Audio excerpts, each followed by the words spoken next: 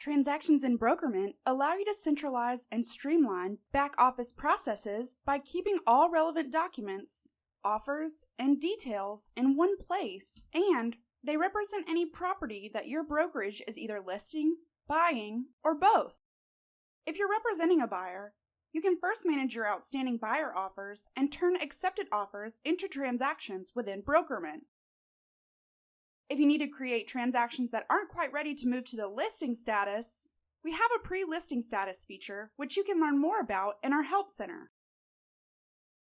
When creating a transaction, the address, city, state, zip, and price fields are required fields that you must fill in, and depending on your brokerage needs and settings, you may also have additional fields that are required.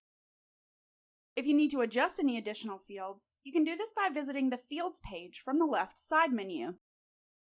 Listing, expiration, acceptance, and closing dates are not required, but are still important to fill out. You'll want to use them to set clear milestones within your process and keep things and dates tracked.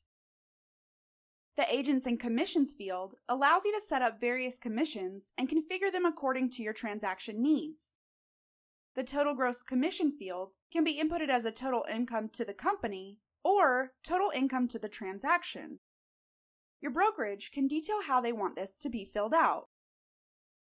You'll also need to add agents or contacts to both the listing and buyer sides. Keep in mind that the shared gross income will always equal 100. If there's one agent, they'll start with 100% and their commission plan will calculate all payouts based on 100% of the available income.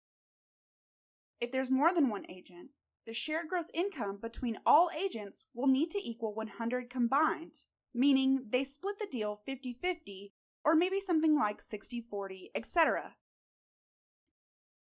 This is important because if the combined shared gross income between all agents doesn't equal 100, the commission payouts will always be inaccurate because there's going to be money unaccounted for, and you'll want to keep in mind that this is consistent no matter how many agents participate. Your next step is going to be to add contacts to your transaction. Select the role and enter the name of the contact, or you can create a new one by entering their name. Once you're all set, click Create Transactions.